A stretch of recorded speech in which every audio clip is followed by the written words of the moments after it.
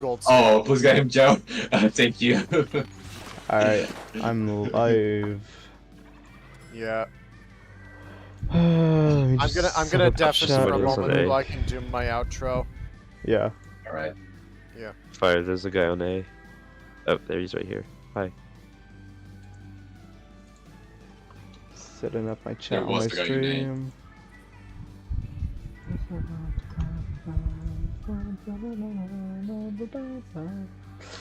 Alright, I think we should be good now. Hey, Jordan, what's up? Okay, let me Oh, grab I'm dead. chat on my phone.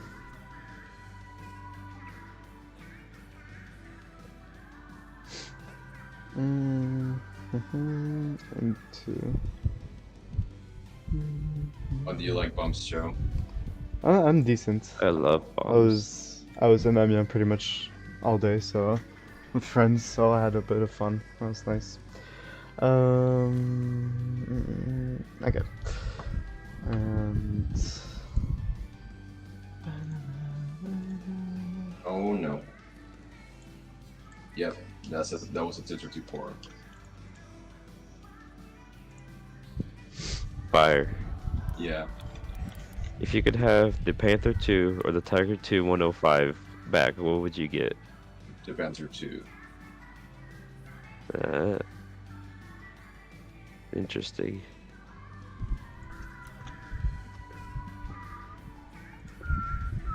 Fire, please help me.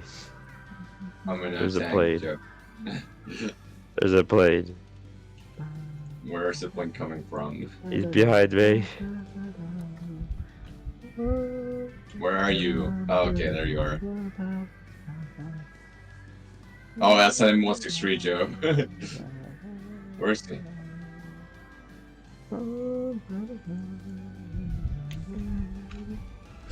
alright. Who did I get pinged at? Oh, just my friend advertising my stream now. Alright. Oh. That's satisfying. I'm wondering what the map modes are right now.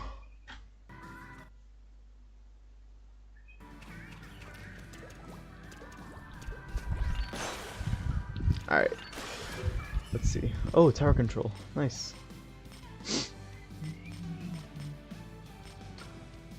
Mincemeat clams in the series.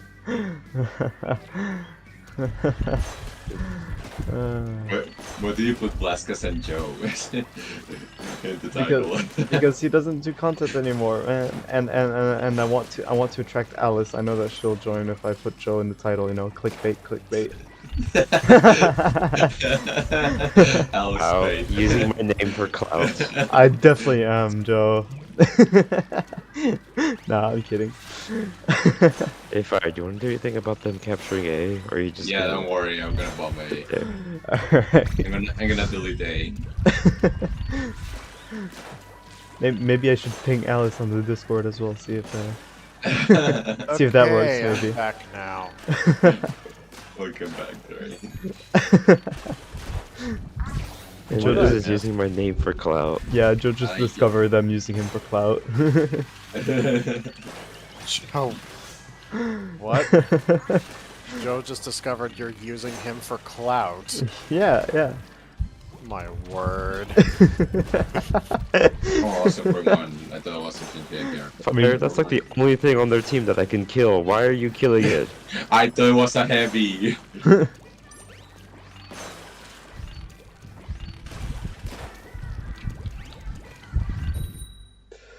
Oh man. Can that kill the T-25 Yeah, see, you shoot him from the. You shoot him from Sparrow. or the T-34? Okay, that's an M26. 25, never mind. It's the same thing. Just with a stabilizer. Oh no, never mind, it doesn't have a stabilizer anymore. That sucks. Yeah, and it has a really bad autoloader. Yeah. Hagglefish tower control. Oh my word, that box flew.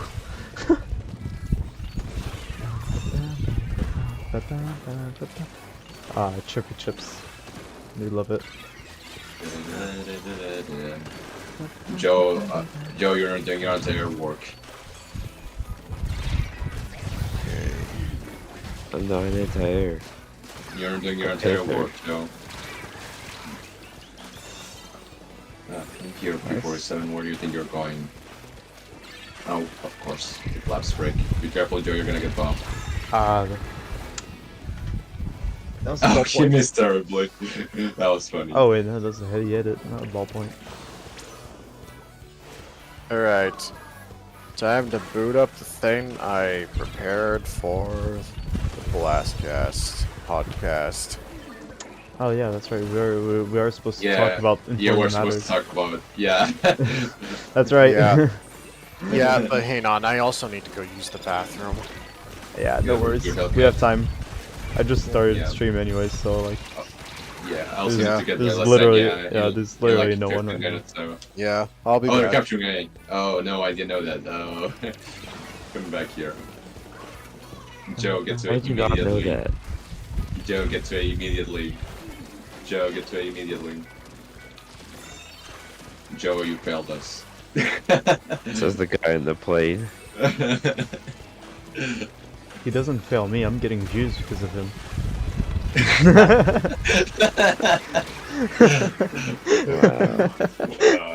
Using Joe for clout. That's so funny. No, what's funny is that I actually I have more subscribers than he does, so I shouldn't.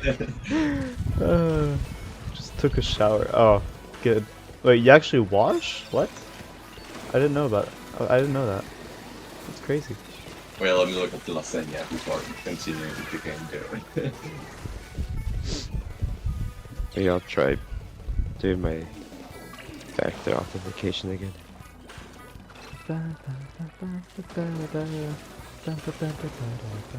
Lasagna will be done in 3 I'm minutes. marked. I'm marked. I'm marked. I'm marked. I don't like that. Then get unmarked, this. Yeah. Especially since I'm a stamp round, I'm running Ninja Squid. Yeah. First of the year. Good for you, Dujun. Good for you. I touched grass today. Can you believe it? I touched the grass this year. And like, yeah, got a new haircut. Ah, can't wait to see that. I guess. It's like Joe, whenever he gets a new haircut, his profile is reduced by 50%. Wow. Okay. Being He has rude to like look- that. He has to look profile trait.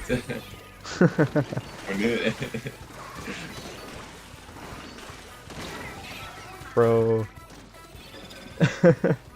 Yeah, I'll see your haircut. I hope it goes as well as they previously have gone.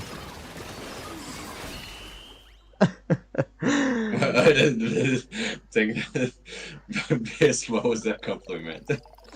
I don't know if that was a compliment, honestly. I mean, no, but seeing how my friends' haircuts have been in the past, I mean, no, actually, no, he doesn't. He hasn't even had. I've seen, honestly, I've seen worse. I've seen worse, but yeah, don't worry, don't worry. What does that mean, this? What are you saying here? No, it's just that once he like turned up to high school with like really short hair, and it was really funny, because he doesn't have very short hair most of the time, so. Okay, understandable.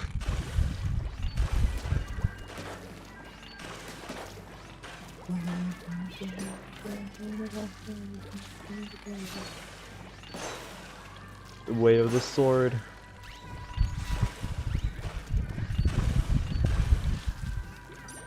It was disgusting. It wasn't the best haircut you've gotten, my friend. I can tell you that much. That's why I have my mom do mine, because she doesn't miss most of the time. Stop, Joe. I'm going to extract the lasagna from the oven. I'll Speaking be back. of haircuts, I should probably get myself a haircut one day. If Soon. you hear Right. me screaming, Right. Joe, it's because I'm touching the lasagna. Yeah, then don't do that. Be right back.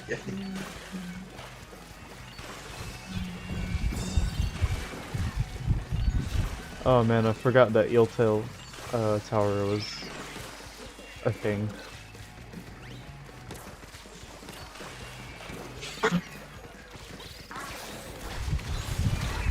I didn't kill that dude. No. Should have died, mate.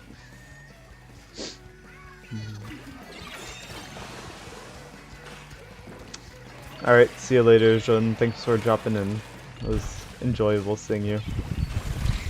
Bro, leave me alone. Leave me alone. Ah. Let me go. No wiper. Yeah, we should do some GeoGuessr one day. That would be fun. I haven't played it much recently, so yeah, I should definitely think about doing a GeoGuessr stream.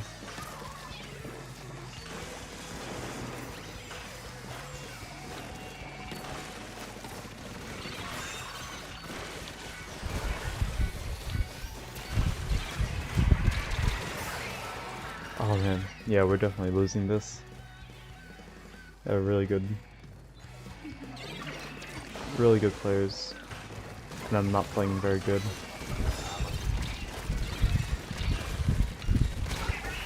Ah, GG's, GG's.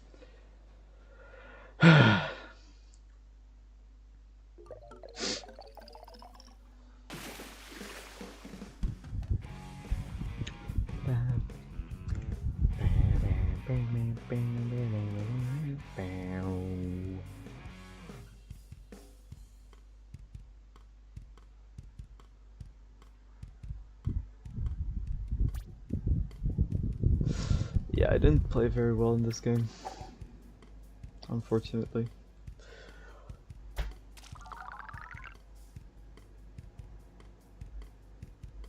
Everyone's still alive in VC? Okay, I'm back. Well, I'm here. Duri's alive. Fire's burning his hands on lasagna. What? Okay. Okay. I mean, he is called Fire Disc, I guess, so burning, you know. Fire the cyber discs. Exactly. He can burn stuff. He'll be fine.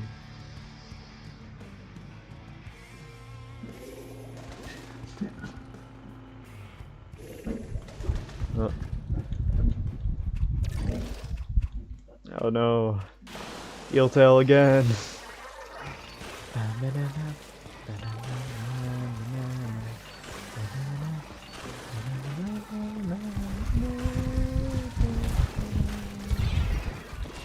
Bro, what are you doing?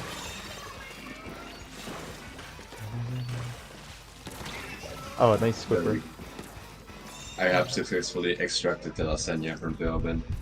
You've extracted Great, it. well now you can keep waiting, because I need to wait for an SMS from Gaijin, which is not arriving.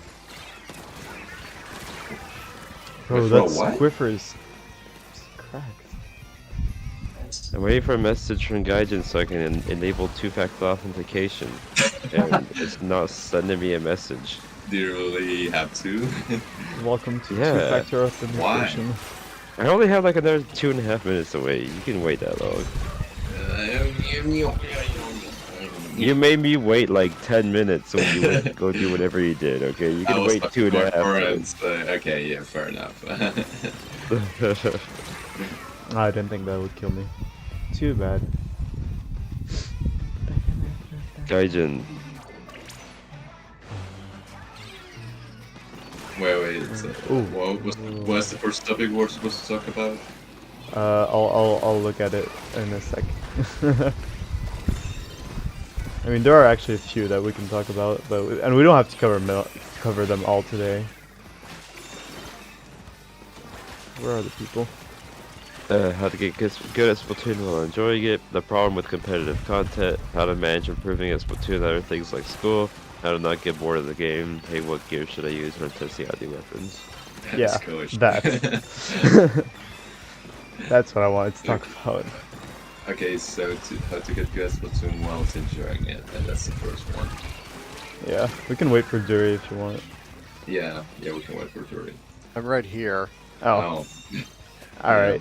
Well, we don't have to wait for Duri anymore. Yeah. Hmm. I think, that the first step to try to level up while get good while doing it is picking something that you like. Yeah, I really think so too. Like, if you don't play a weapon that you enjoy playing, then you're not gonna enjoy playing the game first of all, and yeah, it's pretty much counterproductive at this point. Like, for I example, don't have any. Flash. Like, Yeah. I remember one specific time that I was actually doing very bad, and thought like, okay, if splashes, and then like I was out of options because I had tried everything at the point. I was like, okay, I'm gonna use a meta weapon and see what happens. Mm-hmm. And man, even though like I won some of the matches, I did not enjoy those matches at all. It Yeah, was just so much burnout.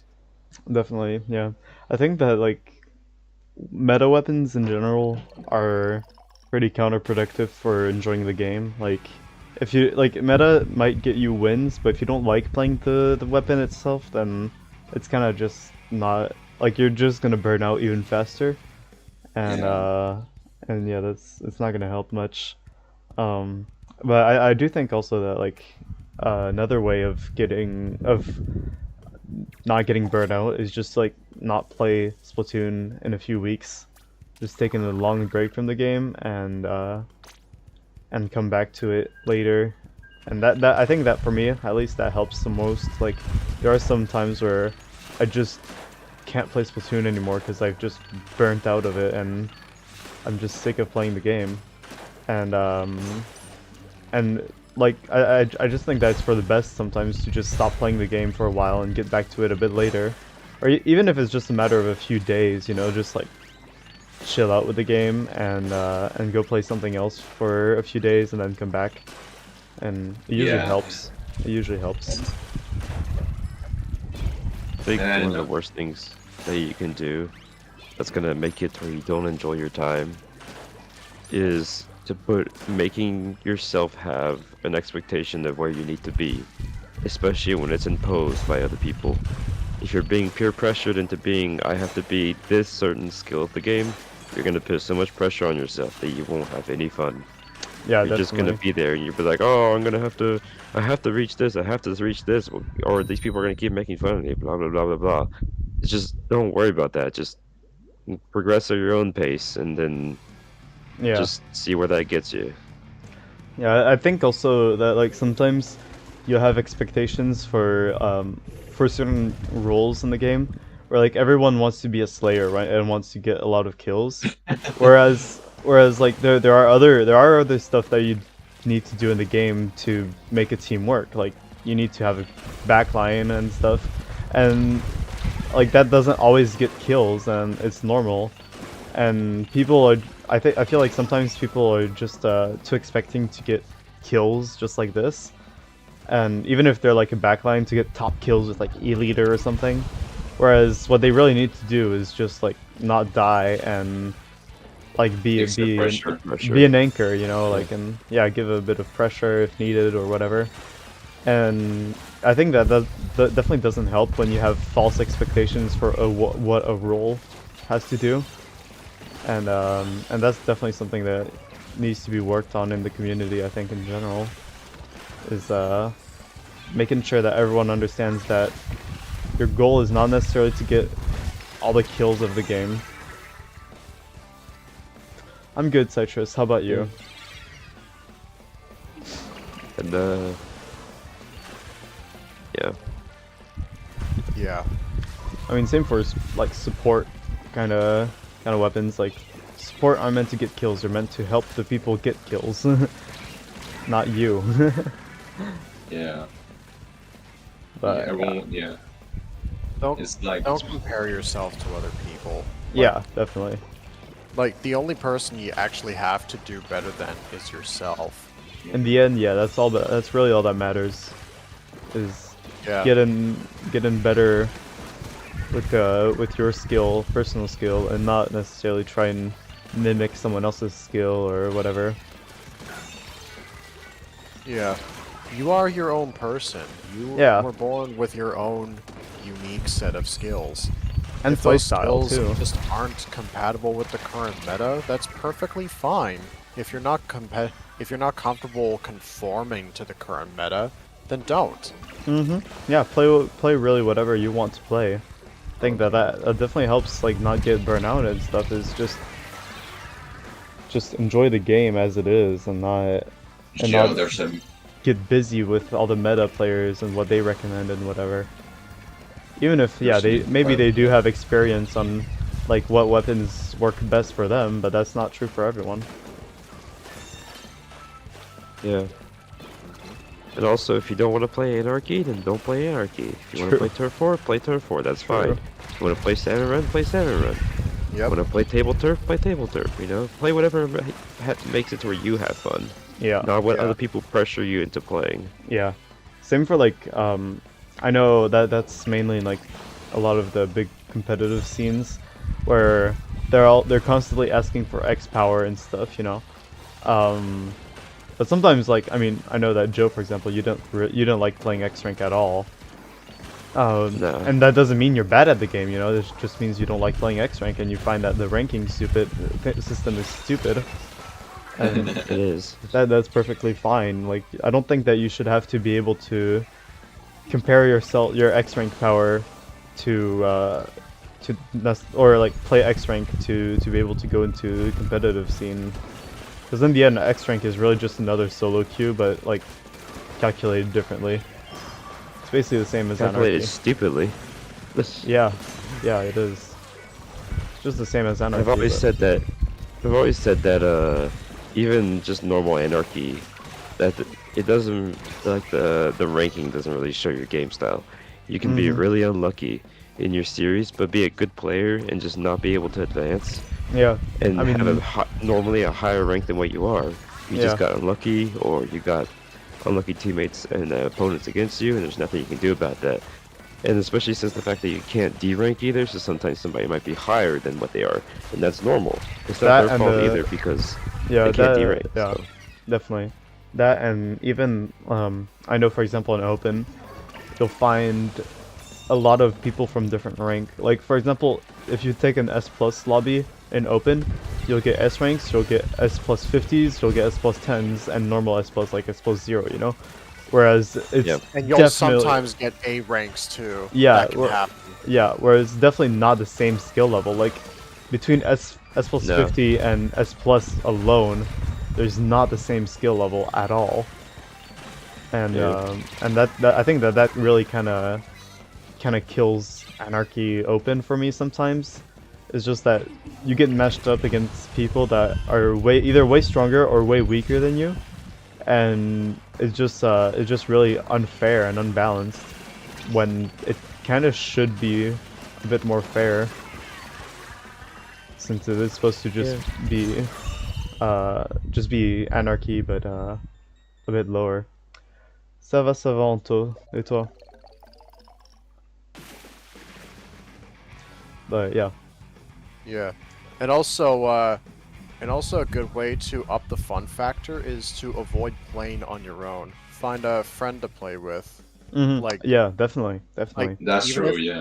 Even in solo queue, you don't have to play the same game. You can just spend time together, being friends, and so on. Now that is a little harder to have fun with that method, but that just means you really just need the friends that you know are good at making that particular type of play fun for you.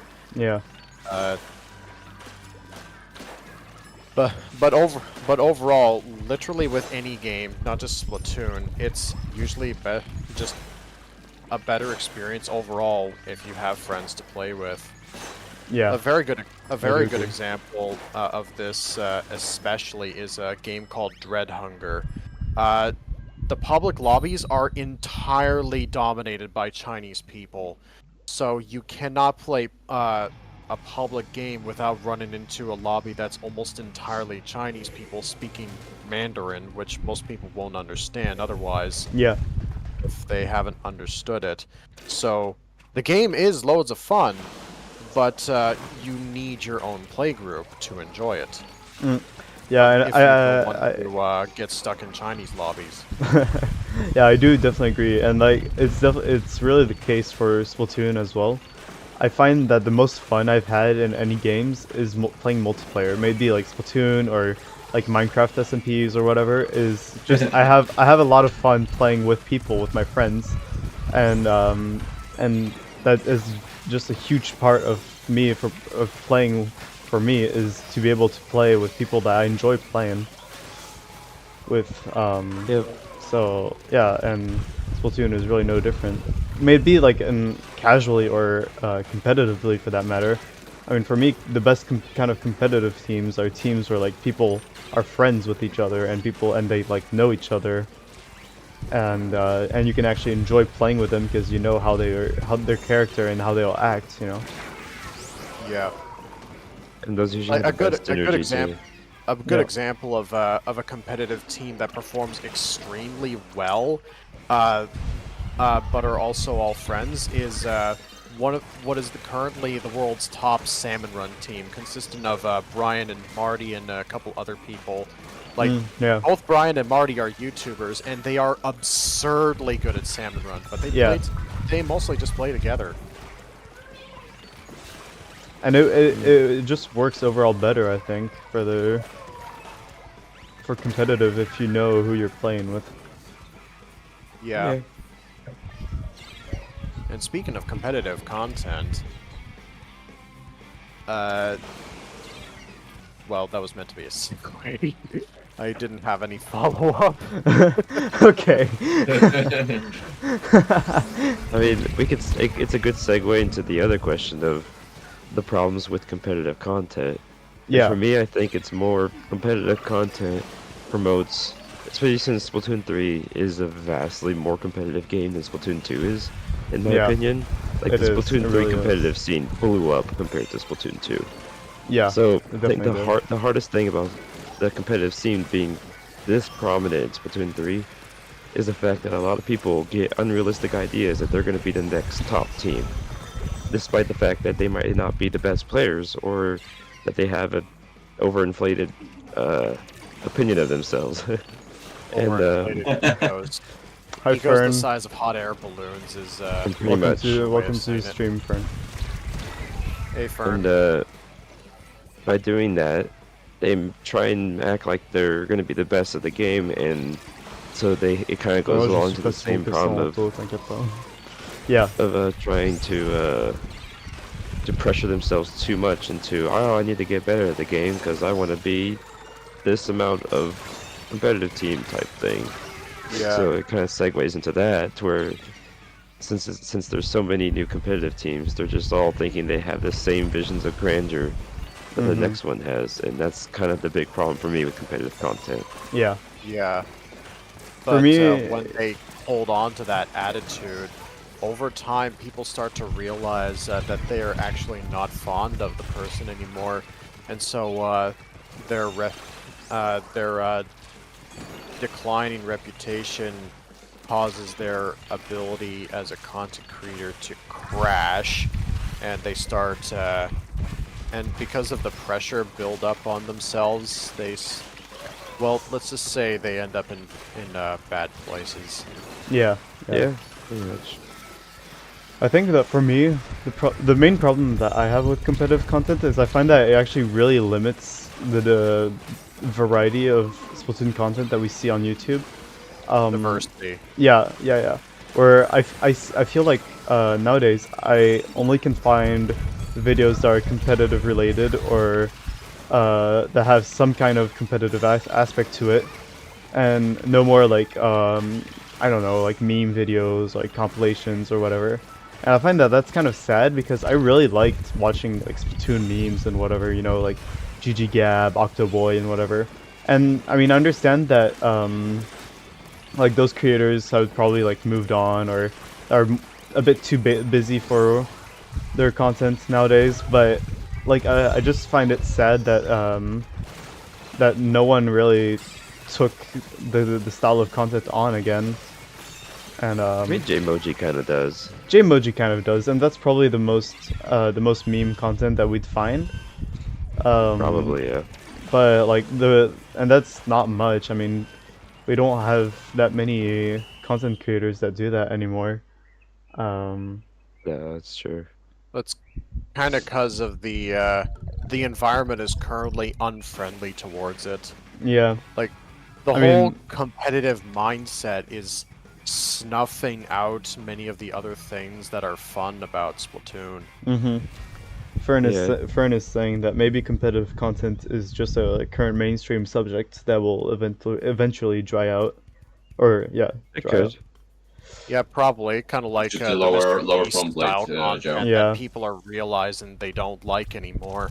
Cause it's Oh, so Joe, you move in irritating. front of me. Oh, I got him. Hey SMG, nice to see you. Hey Nathan, nice to see you Hey, too. military. I And kept ricocheting off his lower front plate. and yeah, I agree, Nathan. We want Octoboy back. He hasn't uploaded in like a year now, so. Yeah, tell me about it. I'm still subscribed to him, and Oh, I me haven't too. seen Me a too. single update from him in so long. Yeah. Where did that shit come from? But So- there are a number of circumstances that Got can it. Appuie lead Santo. to a person slowing down on their content creation, like Knack and his schooling, for instance. Mm-hmm. Yeah. Same with Bonsai. Rastica. Yeah.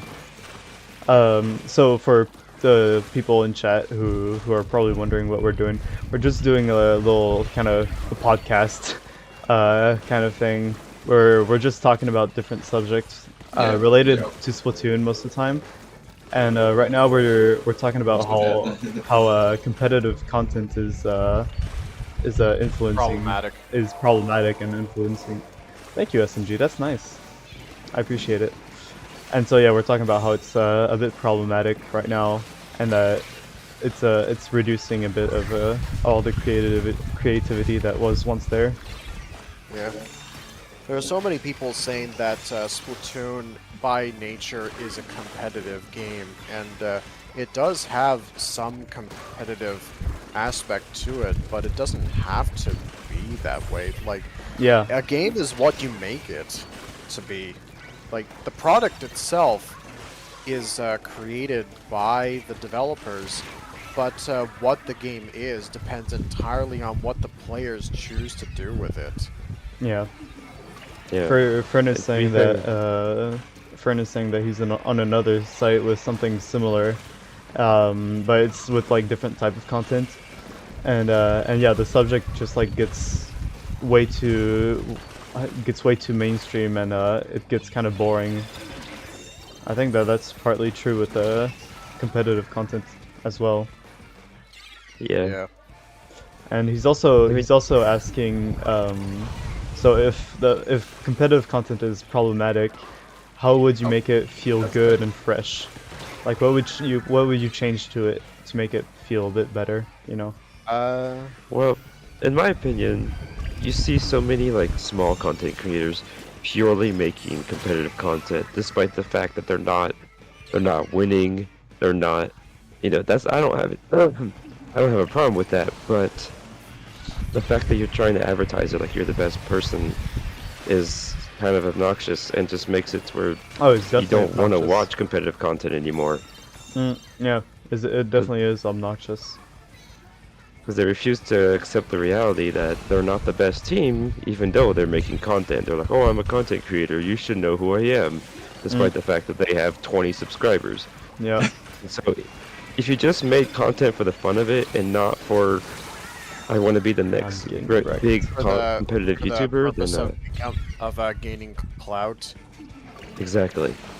So, just if a lot of competitive YouTubers just switch to that kind of mindset of just not focusing on I have to have a ton of views every time, then it would already make their videos better.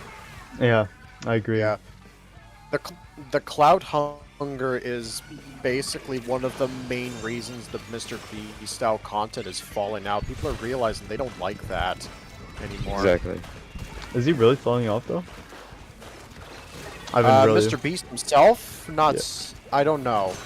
I have no idea about Mr. Beast himself, but there's a lot of other channels doing almost the same type of thing, or trying to, that are not really popping off. I think that people are just watch Mr. Beast and just content with that, you know, and they probably don't want someone else to do the same kind of content.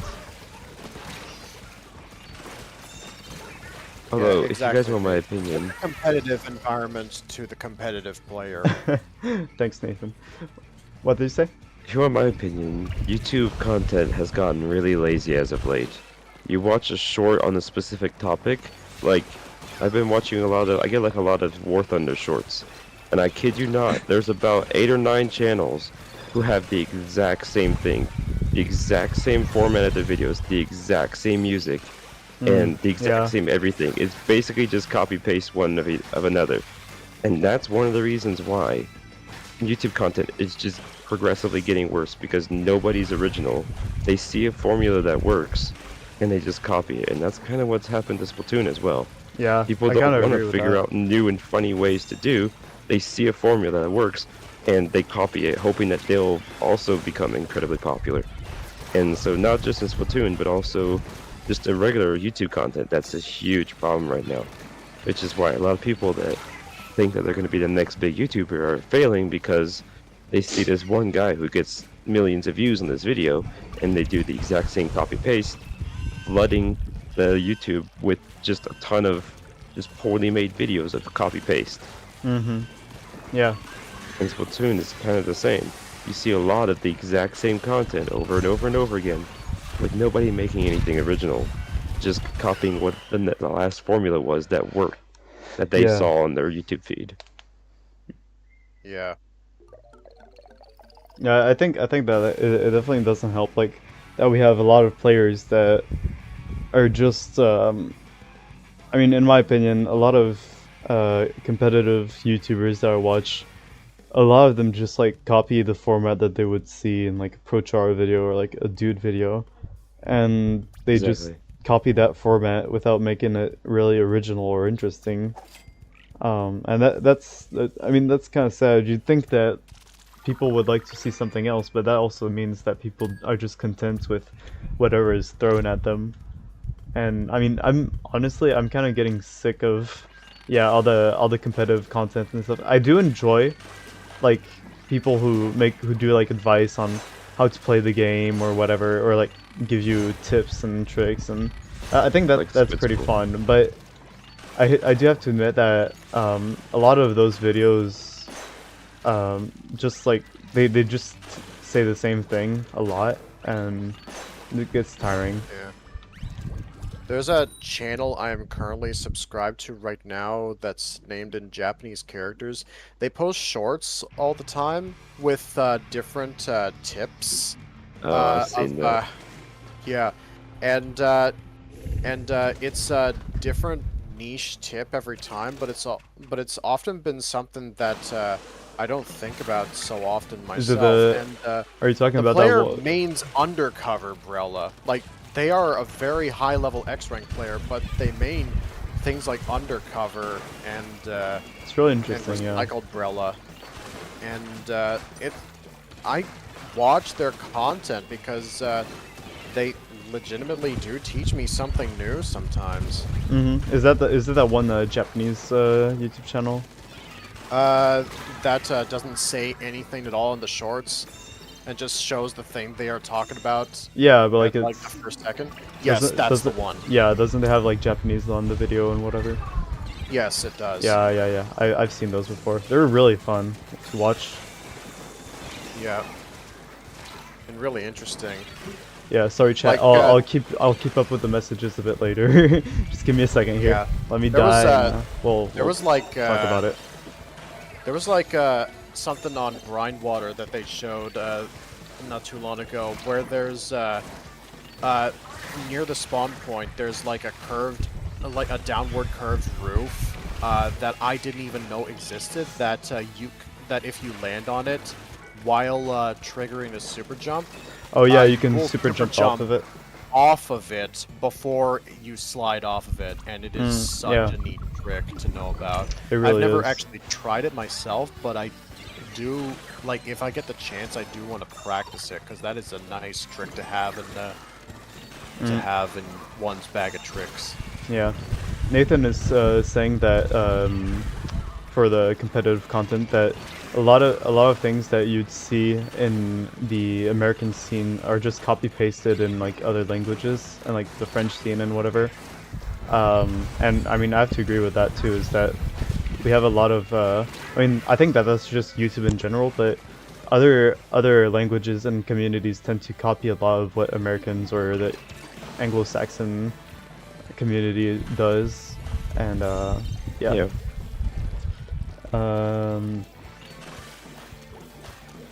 And yeah, Fern is talking about how the algorithm also kind of favors those copycat kind of creators who just copy a concept, you know, because they're like, oh, this works, and It's a major flaw of the system. Yeah. Not to mention, like, I have a lot of channels that do Splatoon content listed as don't recommend for me. And when I filter all that out and go to the Splatoon filter afterwards, it's mostly Splatoon OST. And that's funny. And often multiple videos of the same song from different channels. Oh yeah. See. It's like the algorithm has no idea that this content is not unique and that it's not something new to the person who's looking for something to watch. Mm-hmm. Yeah. Which is not good for someone like me who likes new things, who likes change. Like even like not even just optimal change, just change in general.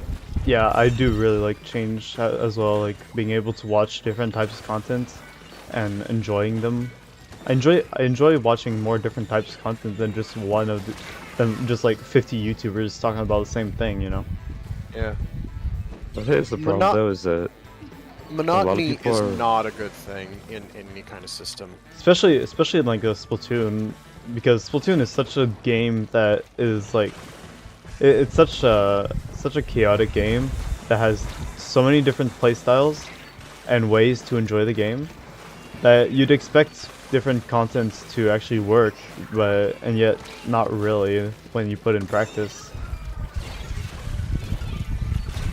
I think one of the big problems is that some people don't mind change, and other people want change, but they want limited change. They want change, but not to the point where they're unfamiliar with it, because they're scared of the familiar. They only want what's familiar to them, which is basically no change to what they're already watching, and that's a problem.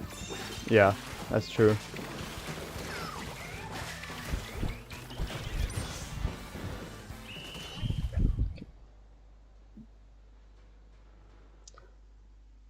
What kind of videos you do, SMG?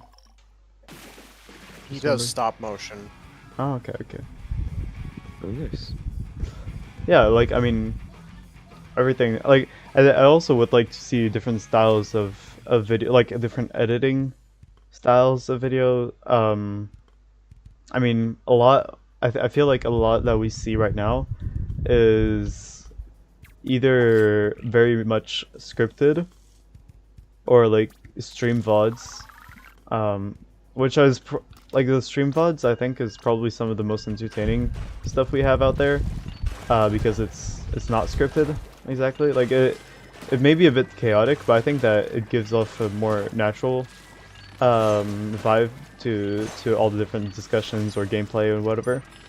Whereas scripted videos, for me, like they may give you good advice, but it just gets very boring after a while for me. Yeah. Okay, Neton is saying, something that I found quite depressing is the amount of tips or guides on meta weapons, but as soon as you're out of the S-class, you have no one who actually play a weapon and want to show tips. I don't wait. I don't exactly understand or show their interests on it. Are you talking about like some weapons that aren't played in meta that would be played in other ranks that you find that aren't shown enough? I mean, for example, yeah, that one Japanese channel that makes undercover videos. I'm guessing that that's the comment is that you'd like to see a bit more They people show playing things more other different. than undercover in their Oh yeah, I know, shorts. but I think that what he's saying is that he'd like to see a bit more variety in terms of what people play, and I really Yes. have to agree with Yes. that. Absolutely. Where like for now, the only thing that I see of like channel that really focuses on a weapon, and that's pretty big, is just Chase with dualies. That's pretty much the only channel that I find is big enough to make an impact, and that also just focuses on a weapon that isn't necessarily meta all the time, you know, but that you can still make work. Ouch, that was a caster. Yeah. But I don't really know of other channels that would do something similar, you know. Maybe Kiver with Spy Shot, but even then, it's mostly gameplay that he puts and not much else. Not actual tips. Yeah. Yeah. The thing is that this tip deficit is what makes the entry level for some weapons so unforgiving. Especially things like Galuga Dualies or Bamboozler. Yeah, stuff that not a lot of people play already in solo queue, and that people don't really see as a really good weapon, and I find that yeah they don't get really nearly as much attention. The other day I had a comment on one of my videos that was just saying on like if I remember correctly, it was something on like how you don't see much like YouTubers in meta for like a reason or something. I really do think that if we had more players that would actually teach people how to use it properly, then we might see it more in the actual game.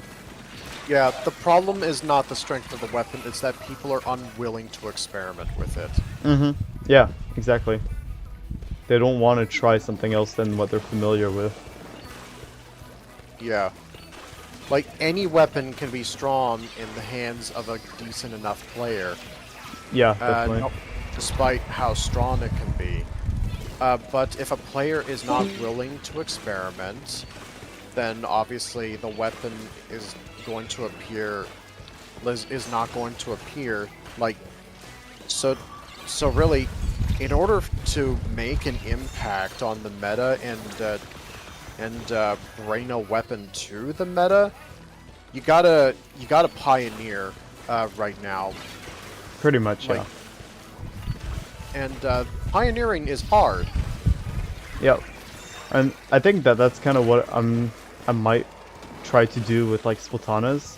But then again, I'm not that skilled at the game, so I can't really do it that well. But I like to put a bit more sword content out there and show a bit more variety into what people play, you know. Yeah. But yeah, I think that would be really interesting, like an interesting way to innovate on Splatoon competitive content, you know. Just like show people playing different weapons. Yeah. And that's what I really like with like Ulcrus's server of the Squid Weapon Masters, is that it really does assemble different people who main different weapons and that can give tips on the different weapons that they know to play, you know. And if we Yeah. had a similar concept to that, but like on the YouTube scene, I think that it would really bring like a fresh new way of making competitive content. Yeah.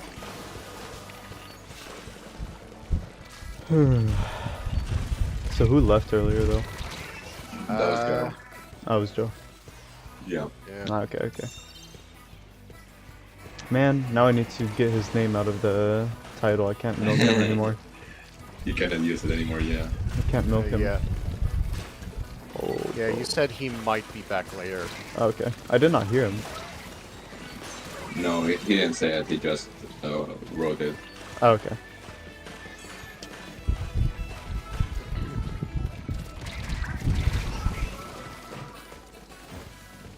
Now, Yeah, SMG, I get it. I mean, I'm not the most regular on my posting either. I'm only starting to get regular because I have an actual capture card now, so I can actually stream and record, and so that's how I managed to actually get a bit more content out there. But yeah, I understand your situation. yeah. And And not to mention, competitive content being the loudest voice in Splatoon content environment right now can also be discouraging for more casual content creators that see so much of the environment where people are measuring each other by the skill of their weapon. yeah, It's unwelcoming to them too. especially since they must So- be pretty lost, you know, and the first thing we're throwing at them is literally just, oh, you need to be good with this weapon or this weapon, and that's meta, and this is a good way to play, and you should try this and not that, you know? Yeah, this is something that I'm not fond of in any kind of environment. It's called stagnation. Mhm. Like an environment that has become stagnant is an environment that is on a death row, Yeah, yeah. because like there's nothing new coming in. There's no experimenting going on. People It are just getting gets stale. bored of the same thing over and over again. Yeah, it gets really stale fast. And like it's very much so I'm getting attacked by something I can't see. It's like a stagnant pond is one that eventually becomes toxic and Yeah, unwelcome.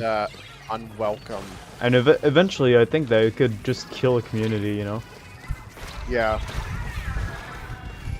Like if the Splatoon community stays as it is, with not enough, with like if it stays stagnant, it is absolutely going to die out. Yeah. Yeah, I agree. I mean, And anything... that's why pioneers like us exist. Yeah, we're bringing revolution to Splatoon content scene. De la revolución. Yeah. Yeah.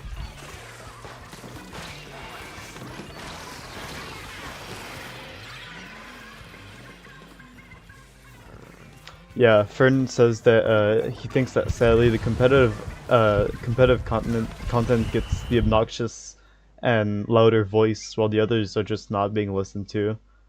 And yeah, I really agree. Is that like competitive content is just like screaming how to play the game or what's the best way to have fun or whatever, whereas I mean, I don't think that we hear the voice of more casual people nearly as much as we once did in the past. Yeah. The thing is, Hello, Kit. like back when I was in Splatoon, back when I was still playing Splatoon 2, I was watching Chara quite a lot, and I basically was in a similar mindset about Splatoon. So when Chaka Conroy made his Let's Play of Splatoon and explaining how each weapon works, well, you can imagine where that was going. Yeah. So basically, for a while and into Splatoon 3, I had a similar mindset. But then I met Ulcris and started spending a lot of time with him. And honestly, that was really good for me because Ulcris is an experimenter at heart. Like, For real. he practices Like he practices with weapons that no one thinks to do anything with. Like for instance, I'm personally not super fond of. I wasn't very fond of Toxic Mist as a sub for a while, Mm-hmm. but just by allowing myself to experiment with different weapons, there I've learned that there are strengths to a Toxic Mist. Like There definitely are. It slows down rollers and ink brushes when they're rolling. Like Yeah. it legit does that, and that is a weakness for backliners that it helps them to get away from. Which there's only one backliner with it aside from Jet Squelcher. Yeah. But it works in that kind of method, and Ink Mine works very much the same way. Also that Fern, it helps with rats. But yeah, Toxic Mist and Ink Mine help with basically the same weakness for backliners, but they just do it in different ways. And yeah. Go ahead. it just goes to show that yeah, something doesn't do what exactly you want, but that doesn't mean it's bad for the weapon or bad for the environment you regularly play in. Like in solo Yeah. queue, you don't have any kind of voice comment, like of voice chat to communicate with your teammates. Which might be But, for the best.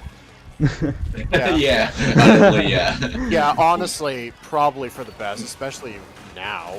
Yeah. But that means that point sensor has higher value because you can use it to tell your teammates where the opponents are, and Mhm. it hard counters. It tends to hard counter sharking players. Like Yeah, it definitely myself. does help communicate. Yep. Oh, Fern is asking, what kind of other types of Splatoon content is there if we're not doing competitive content? Like, what else would we have as content? I mean, for me, like the one content that I really do miss is meme content, and having people do meme teams or whatever and do content about that. I really miss having those because those were really just fun. It's like seeing different meme teams, how they play and whatever. For me, that was a lot of fun to watch, and that's what I do play meme teams with my friends and stuff because I find that it's really fun to do. I mean, sure, it might be annoying for the opposing team, but it's really fun to do, and that's one of the types of content that I miss.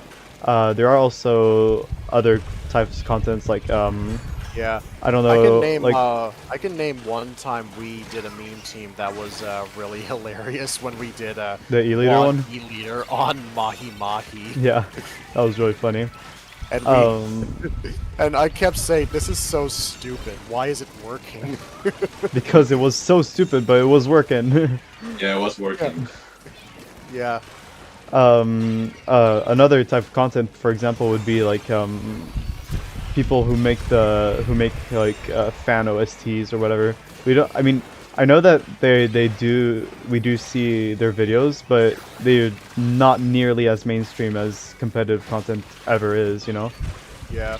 There's this idea I have that I'm looking to do a test trial of on the Blastcast server, where I just play normal content, but as an OC of mine, and then Oh, that would be add in voice lines that play whenever something happens, like something significant, like say.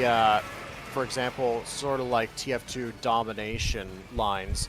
So like the character dominates a specific weapon, and he has a line that plays, like one of probably a few, that is basically a taunt. yeah. Kind of like a video game NPC or whatever, you know. Yeah, basically. And that's basically what I've been thinking to experiment with. I mean, definitely do try it. I mean, Yeah, but like I said, I was thinking of piloting it as an unlisted video on the Blastcast before releasing the pilot to the public to see, just to gauge the waters, see if people like this kind of content. Yeah, I do recommend doing that. And see if I enjoy making that kind of content, because like it's not just about your audience. You have to be comfortable with making it. Yeah. Oh man, my chat is just telling about different meme teams that they would like to see. Furnace saying that the Sploosh meme teams team dominate turf Yeah. wars. Sploosh teams, and then there's Nathan talking about the new bow where you could just like make a rain of arrows fall on your enemy, and I'm really hyped. Like, I really want to see that. We need to do that one day. Just explosive dart mass hysteria. Exactly. That would be funny. Yeah. Oh man. Yeah. Yeah. Nathan, you're playing L3D. Oh no. Not L3. Give me a break. I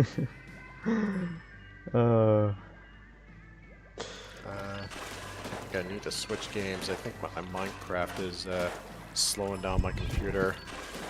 You're playing Minecraft? Modded Minecraft. That's why I think it's slowing down my computer a bit. Yeah. I need something less RAM intensive. Actually, I'll just oh my whole computer is slowing down. Okay. Task manager. Yep. Get that dude out. Tell me, what the heck is stealing my RAM?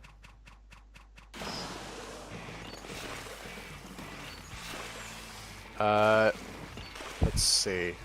What else is on the list to talk about? Oh, I'm going back to that. How to manage improving at Splatoon and other things like school. Oh, yeah. Okay. I mean, I think that this will be a topic that I might have a bit more experience than you guys, since you're both out of school, I presume, or you don't have to. Yeah. So I think that this is maybe a topic that I can talk about a bit more. Yeah, I think this is mostly you. I don't have much on this. Yeah. So for me, like, having school and Splatoon, it can be challenging, especially for me, because I work 35 hours a week. I'm 35 hours a week working in school, and that's not even counting the train rides to school, which probably take like around 2 hours per day. So if you take 45 hours a week, and you still need to sleep, right? So it's like what, 6 to 8 hours per day of sleep. So in the end, you really do not have that much time to play video games or play Splatoon, especially with homework. So for me, my main advice really is wait till you have a considerable break, like vacations or day off or whatever, and then you can grind Splatoon as much as you want. And then yeah, on other days, you can still play the game. Just be mindful that you still have school going on, you still have grades to worry about, so be mindful to not play that long or have a bit smaller playstations. And also remember that playing late at night is not necessarily the answer to finding time to play. Sometimes it's really better to just sleep and not play at all during the week, rather than playing like 2 hours that you'd be supposed to be sleeping, because that really affects you both in your personality and character when you're interacting with others, and also your ability to think and actually be efficient in school. Speaking of efficiency, I think that being efficient in school is a good way to find more time to play Splatoon, or do other things for that matter, just have more free time in general. I think that a lot of students are really struggling with how to be efficient with homework and efficient with work in general, and then and then they're sad that they don't have time to play Splatoon when they really would have time if they worked just a bit better at home. Also, I'm definitely clipping that. That was cool. Yeah. The thing is though, this doesn't mean you shouldn't take breaks. You actually should be. Yes, Like, definitely. You do need to make sure that there is time for yourself. Definitely. To keep yourself mentally stable. Time for yourself. Time for some social activity. That's why I say that you can play Splatoon during the week or whatever. Just make sure to not play as much as you would in the free time. Like people who would have like 5-hour play sessions, that's just not maintainable with school and like working and stuff. You know, it's just really not maintainable at all because you still need to sleep, and those 5 hours they're coming out of your sleep, not out of your work. And Yeah. and that makes things a bit harder for some people that just refuse to sleep so that they can play the game or have fun. And honestly, speaking from personal experience, you know, I'm kind of one of those persons where sometimes I tend to prioritize doing something entertaining in my day, at least, even if it means having like 2 hours less of sleep. Because sometimes it's really what I need to remain mentally sane. And instead of working, instead of sleeping, I'll just like watch 2 hours of YouTube to be able to remain sane and be able to work even more. But yeah, you definitely need to be careful with that rhythm though, because over time, just not sleeping much is not going to be healthy at all for you, and you can't maintain that too long, especially like for people that have to get up early. I know that for me, I have to get up at 6:30 most of the days, and so sometimes I really just can't afford to stay up past like midnight, because then I don't have enough hours of sleep at all. So yeah, that's really my advice for maintaining a good work and sleep schedule, while still being able to play the game a bit, and improving. You just improve like you would normally do, I guess, but just a bit of a slower rate, and don't be discouraged because you're improving at a slower rate, and because that's totally normal. You're spending less time playing the game, and for the right reasons, like you prioritize school and work or whatever over playing Splatoon, and that's a good reason to not play the game. Yeah, so and remember, slower in comparison to who? Exactly. The real answer should be slower in comparison to yourself when you weren't in school, not in comparison to someone else who is also in school but improving at a faster rate. Like, that is not a fair assessment. Yeah, But definitely even don't if, compare yourself. Yeah. Like, it is also not a fair assessment if you compare yourself to someone who is improving slower at you in the same situation. Like, that's not fair to yourself because it's dishonest. You're overinflating your ego. Exactly.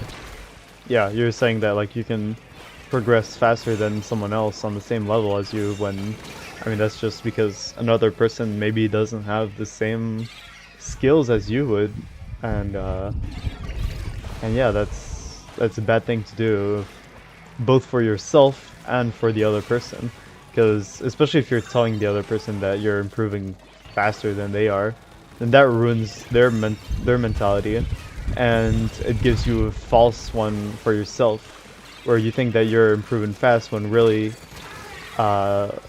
you're just, yeah, as you said, inflating your ego and making you feel better about something. Yeah.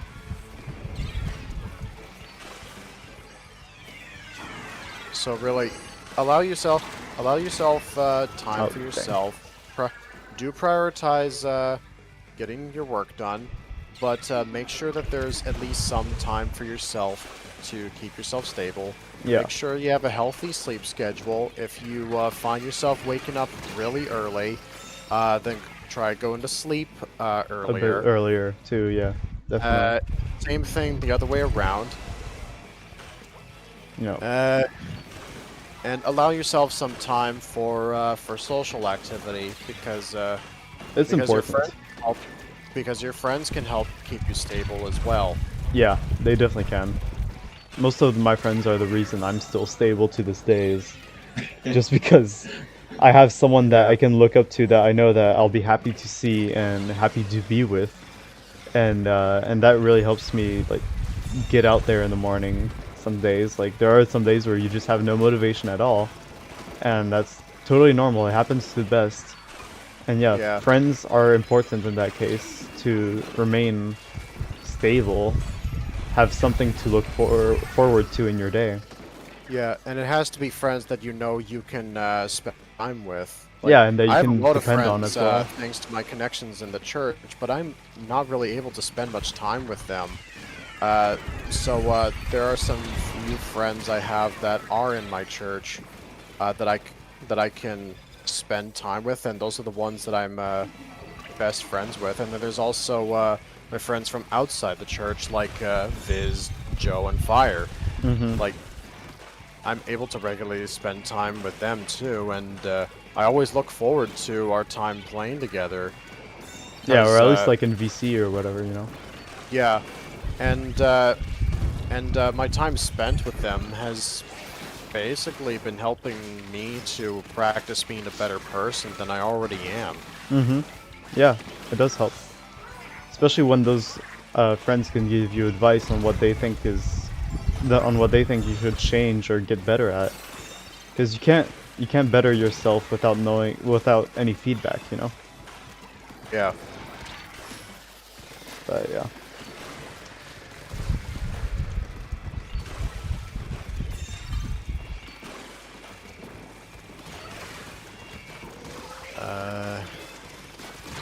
Let's see. Next topic is how to not get bored of the game. Didn't we already cover that one? No. Okay. No, that was how to get good at Splatoon whilst enjoying Oh it. yeah, Yeah, that's the point. yeah. How to Yeah. not to get bored of the game. Simple answer is don't allow your experience to be monotonous. Yeah. Mix things up. Yeah. Kit Like, is saying It's true you'll have a weapon that you will love a lot, but if you don't mix things up every now and then just for fun, I'll get you'll bored get of it. bored of that weapon. Yeah. About like the school topic and stuff and keeping yourself mentally sane. Kit is saying that yeah, we're walking on a rope basically all the time, and you just need to keep balance or else you'll just fall off, and you really don't want to have to climb back on the rope. And I cannot agree more with that. Like, that is so true. It's such a hassle when you're burnt out of everything to just get back into a rhythm, and I totally agree with that. Yeah. We're losing check on that. No. Yeah. Oh, let's go. Monotony is never a good thing. Yeah. But yeah, for how not to get bored of the game, I think that yeah, you definitely need to keep your experience different all the time. Try out Yeah. different playstyles, different weapons. That's why I really like enjoy having different mains. Is that you can, and my mains are pretty varied. Like I can play E-Leader as much as I can play Stamper, and as much as I can play like Roller or like a Splatter Shot or something, because I find that that really helps me keep my mind set into the game, and it also allows me to gain experience while playing the game and still keeping the game pretty original with different playstyles needed to be able to play the weapons. Yeah. I like experimenting because it keeps the experience fresh, and I always have Octobrush as a fallback because I know I'm really good at it right now. Yeah, exactly. So like, again, a good balance between Oh, damn. having something that you know works that you can fall back on if you need something to cheer you up, but otherwise try to mix things up Yeah. to keep yourself from getting bored. Oh man. Like, if there's a Zones. weapon that you know you struggle with, there's no harm in trying it out, but just have your good weapon in the back of your mind whenever you need to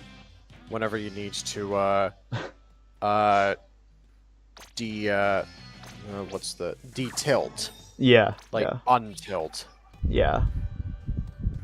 Because, yeah, that weapon is going to be hard for you to understand how to use. But if you have something to fall back on that you can de-tilt with, then that's perfect. Then you're pretty much set. Yeah. And heck, you might not even just be a different weapon. It might just be you want to go play Salmon Run for a while. Exactly. Or just play Table Turf, or heck, just play Side Order. Or if you're like me and you play randomizers, just play Hero Mode, because that's Yeah. randomized. I think that answers your question, Fern.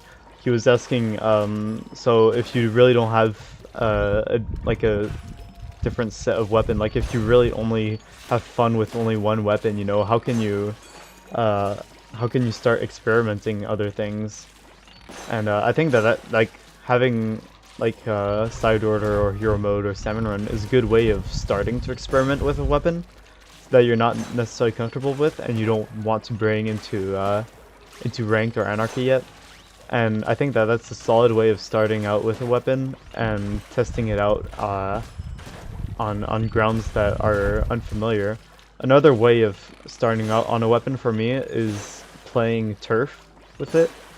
For me, like for example, I know that when I started playing like E-Leader and stuff like that, or E-Leader or Explo or whatever, I play it in turf because for me, that was the mode that had the least consequences in it, and that I could start getting good with the weapon without worrying about losing a rank or anything. And since turf is only 3 minutes long, it also helps you get more experience in with different types of people and different game styles. Yeah. Yep. Okay, wait. Let me catch up with chat real quick. So yeah, Fern, I pretty much answered your question, I think, with that. I encourage you to, go play Side Order, or go play Hero Mode or Turf, and just like start experimenting with a weapon. And even if you lose, I feel like a way to really get good with a weapon is just play it over and over again. And if you're really interested in the weapon, then you will give yourself the time to play it and get good at it. Yeah, Nathan is talking about how you can also go into private battles. But the problem with that, Nathan, is that you need friends, you understand? And not a lot of people have that luxury. Yeah, to play it in France. You need friends. Friends require not friends sold separately. So yeah, not a lot of people can go into PBs just like that because they don't have much people to play with all the time.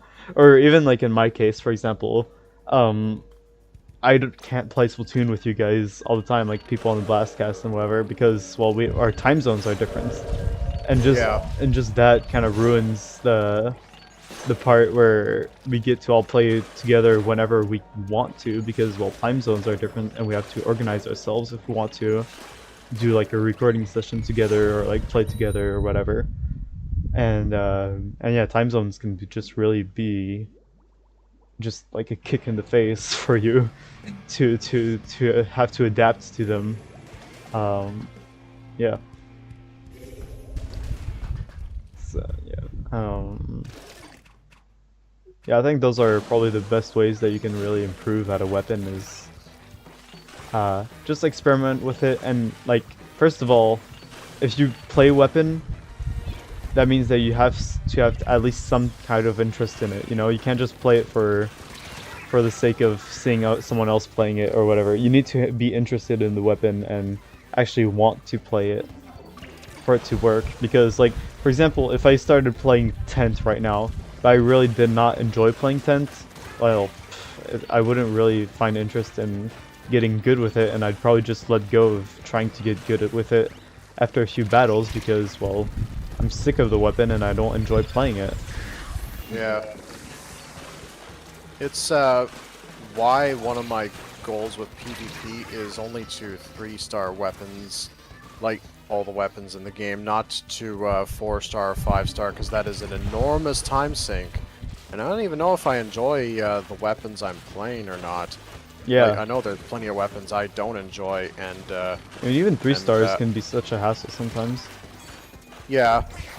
And like, there was one time where I did grind a weapon up to 4 stars, and I came to the conclusion that no, I still did not enjoy it. I'm Yeah. talking about Clash Neo, by the way. Well, it is Clash Like- Neo after all, I want to say. Yeah, yeah. Yeah, like I just find that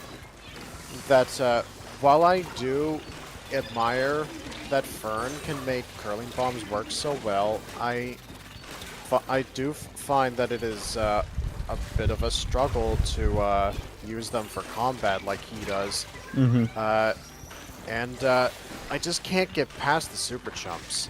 Like, they feel so lackluster to me to use that I just do not enjoy using them on literally anything. Not even Inkline Tri-Stringer or Gold Dynamo. I think is the best. In my personal opinion, the best weapon for super chumps. Yeah.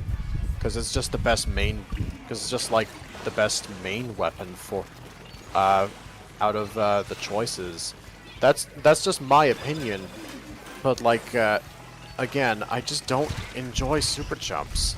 They're just too lackluster. And to me. you shouldn't play weapon even if like you don't enjoy like the sub or the special. I think. I mean, I play like Zipcaster weapons because I genuinely like and enjoy the special.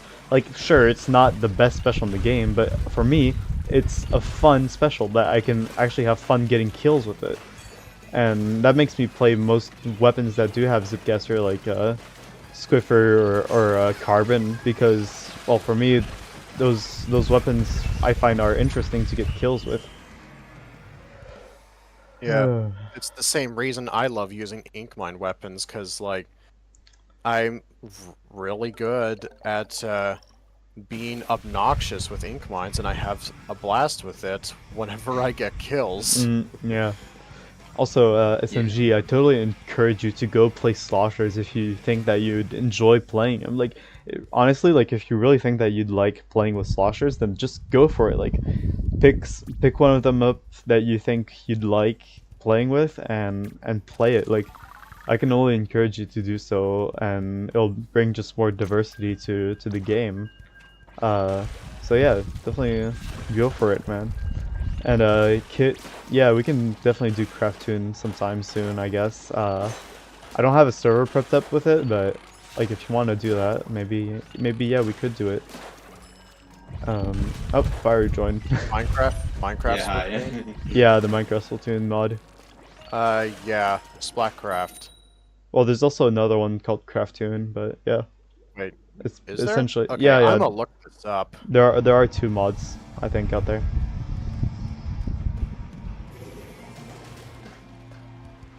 I can't remember which one was the best. We used Splatcraft, Dury, right?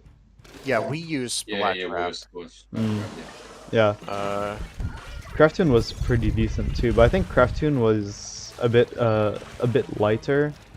Splatcraft A had functional a bit version more of than- Splatoon made in Minecraft and a data pack, resource pack, and command blocks sprinkled in.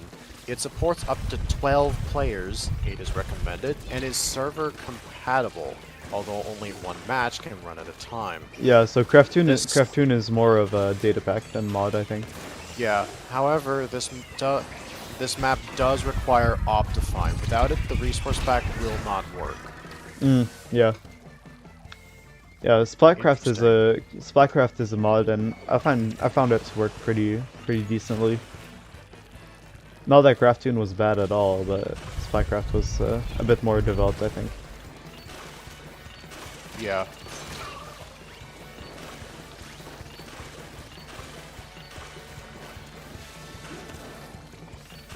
Alright, next topic, the last topic. Hey, what gear should I use when I'm testing out new weapons? Oh, yeah, I like that topic. That's interesting. Yeah, so this is a topic that I personally also want answers to, because like, I like coming up with new gear sets, and Splatoon makes it difficult to really figure out what kind. Actually, what am I trying to say here? I find it difficult personally to come up with new gear sets for a weapon that I'm not actively playing a bunch. Yeah, I can understand I have that. to like list down every single weapon, and then every single ability, and then for the weapon that I am looking at, what I have to do is I have to go through each ability one by one and figure out what kind of strengths, weaknesses, and so on that the ability supports for the weapon, and I have to do that systematically in order to figure out what abilities I want to try out, and that is so time-consuming. It is. Hey Alice, welcome in the stream. You missed Joe. It worked. You missed Joe. Oh no, she has so much energy left today. No. So yeah, Alice, we're just talking about we're just having a Blastcast podcast here, and right now the topic is what kind of gear should I run for like a new weapon that I'm trying to get good at. So yeah, we're talking about that right now.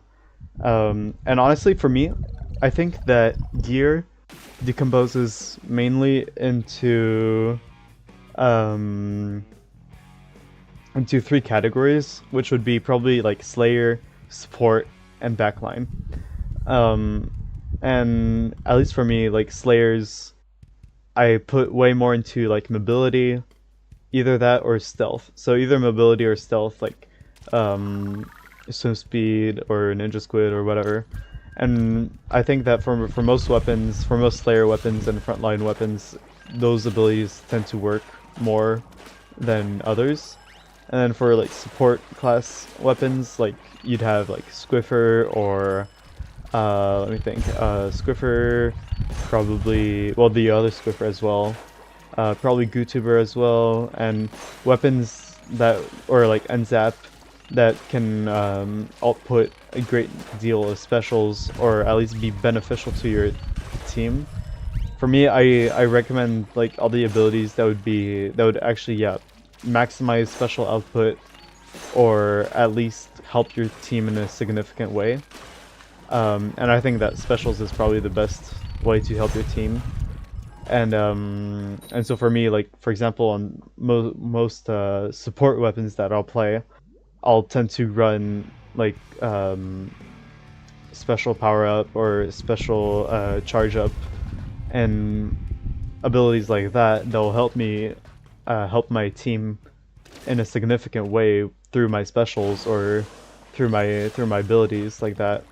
And then for backlines, for me, backlines, the thing is that you're supposed to be an anchor, and so you're supposed to be able to hold in a fight without dying and without running out of ink, of course, because that's not going to help if you need to hold the fight. And so for me, most of the abilities I'll run as a backline player will be related to ink consumption, and sometimes occasionally respawn Punisher as well can be useful for some backline weapons. But for me, yeah, ink consumption is pretty important to me. So everything that's like main saver or that one ability that helps you charge up your weapon faster. And those yeah, I can't remember the name. Special charge up? No, ink refill. Oh, ink recovery up. Yeah, ink recovery. Actually, ink recovery up, I've been finding that if you want to constantly use your sub-weapon to pressure someone as a short-range frontliner, then ink recovery up is the better option over sub-saver, because it allows you to provide to consistently provide a certain pace of pressure rather than a massive burst of pressure all at once that Sub-Saver allows you to do. True. Yeah, that's right. And But- a consistent pace tends to have more of an impact over a sudden burst. Yeah, that's why I play like main saver and stuff, because it helps keep consistency through pressure on a backline. And for most backlines, they're pretty ink hungry, and so it works pretty well. Yeah. And for main saver, the same can also be said for other weapons that have a high damage output, like if like they can like you can keep up the pressure just by having some main saver for longer than you would if you didn't have main saver. Mm-hmm. Yeah.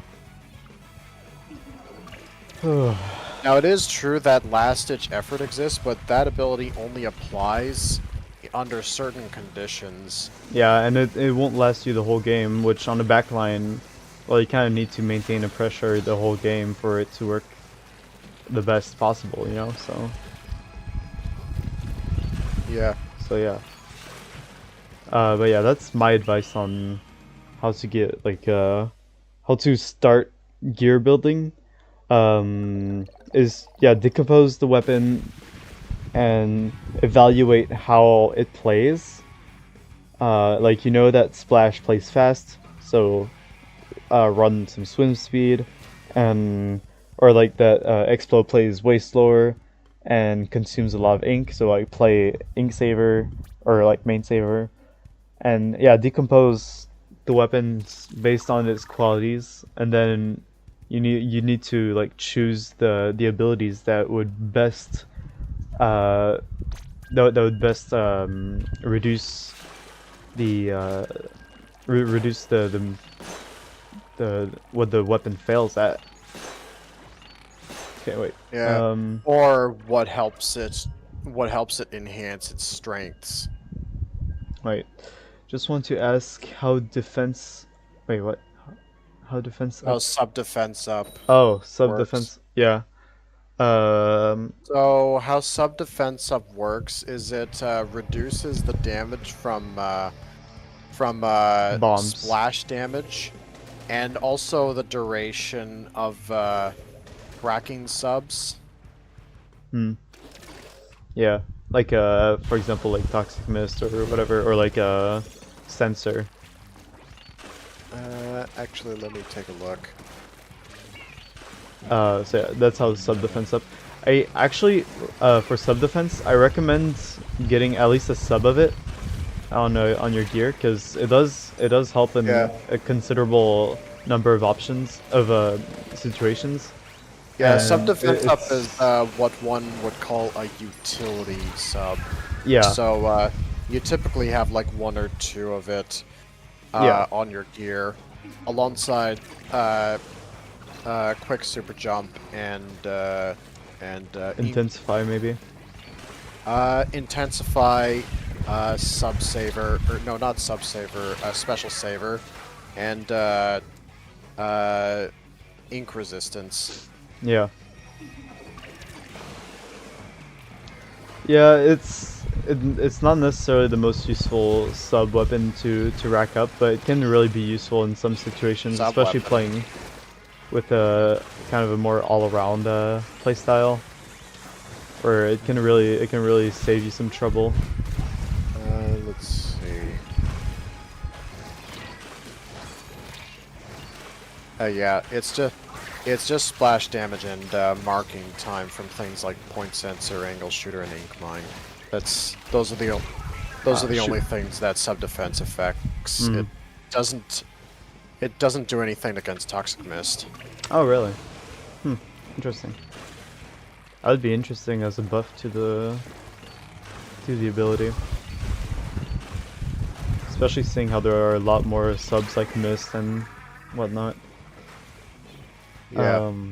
I'm actually considering foregoing sub defense on most of my gear sets aside from backline weapons, because Intensify Action's probably going to be better as a utility sub for them. Yep, definitely. Unless it's a slosher. I think. Yeah, I think that pretty much sums it up for that question on how to gear build with unknown weapons. And I really hope that So it you're might. saying to just build around a roll to start with, and then adjust based on what you find. Adjust based on your experience with the weapon. Pretty much, yeah. Like, Makes sense. like for me at least, like I look at the weapon that I choose, see what it would do in a comp, and then yeah, see what it's weak at, and buff it with the abilities, buff the weakness with the abilities to make it a bit more all around. But yeah, that's pretty much my advice. Wait, okay. Fern is asking. Okay, wait. So, how does lag play a role on building gear and choosing a weapon? And yeah, that's the question. So, how would lag change how you would play, or like how you would choose your weapon? And I mean, I think that I mean, then again, I don't really have that much experience because my internet isn't that bad, but So, there was one case that I experienced where I managed to jump camp someone with my E-leader, but they on their screen they squid rolled, and as a result, because of it, they ended up having the squid roll armor and not dying to the E-leader. not dying to the E-leader. Yeah, I've had that happen a few times as well, where like I'd shoot them and I'd hear their armor break without them dying, even though they probably should have died. Although I think it's also possible that it's actually a different trick that I've seen that Japanese YouTuber show, where you don't immediately super jump, but you just jump into your spawn and then super jump to your teammate, because like the thing is though, you need quick super jump, like plenty of it, to make the trick work. Yeah. But if you have enough, you still have your spawn armor when you land. Oh, that's interesting. Yeah. So you'd be able to keep your does- spawn armor to protect your jump. Yeah, it goes away with time, not with you entering combat Interesting. or leaving spawn. Yeah.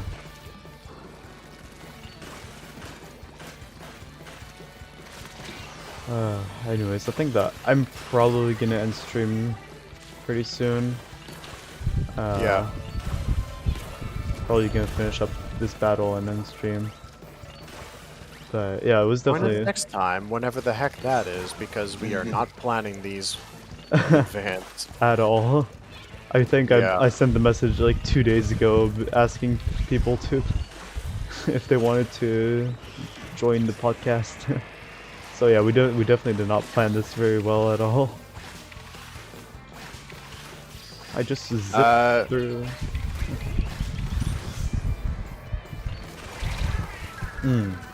Okay. I think you need jump gear without slow. Jury, I've saw it too, but I think you need a quick jump gear, because without it you're too slow. Yeah, I think that's what he was saying. Cheat. Or no, but you were saying that like you needed to have some quick super jump and in order to like keep the armor. Yeah. So what one sub of quick super jump does is a quick super jump normally without it takes a second and a half to actually finish. well, to actually launch into the sky, whereas 1 sub puts that down to just under a second. Yeah. It really useful, and backliners will almost always have more than 1 sub of quick super jump, because they absolutely need to get out if they're getting rushed. Yeah.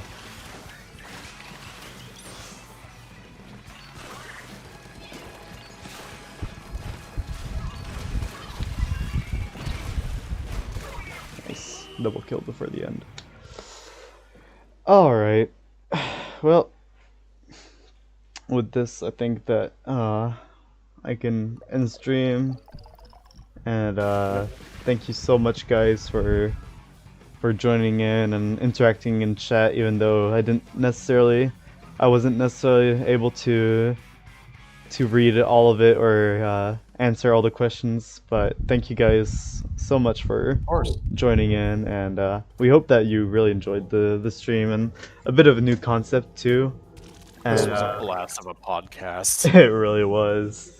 It really was. Welcome to the Blastcast. You'll have a blast with this cast. And yeah, thank you guys so much for joining, and I'll see you guys next time.